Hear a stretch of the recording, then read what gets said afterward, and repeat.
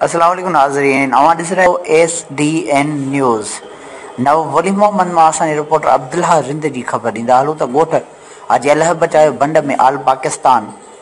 बंड इतिहाद तरफान जलसो पाकिस्तान जे चइनी सूबनि खां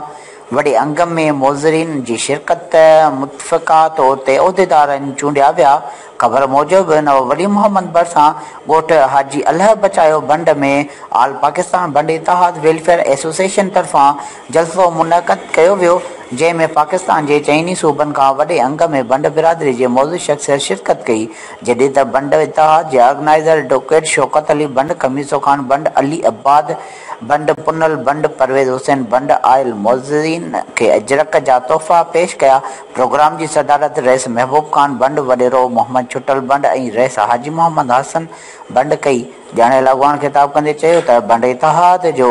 मक़सदु उहो आहे त सॼी क़ौम खे हिकु प्लेटफॉर्म ते गॾु कयो वञे ऐं ॿारनि खे तालीम जहिड़े ज़ेवर सां आराइस्ता करणु क़ौम जे हर माण्हूअ ते लाज़िम आहे ऐं ग़रीब टैलेंट शागिर्द खे पढ़ाइण लाइ वस वारा मुआशी मदद कनि त जीअं मुस्तक़बिल में बहितरीन इंजीनियर डॉक्टर साइंसदान। आख़िर में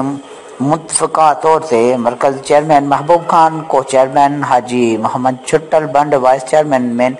रईस हाजी मोहम्मद हसन बंड, जॾहिं त ज़ुल्फ़िकार बंड खे सदर जनरल सेक्रेटरी खमीसो ख़ान बंड ऐं ॿियनि खे चूंडियो वियो।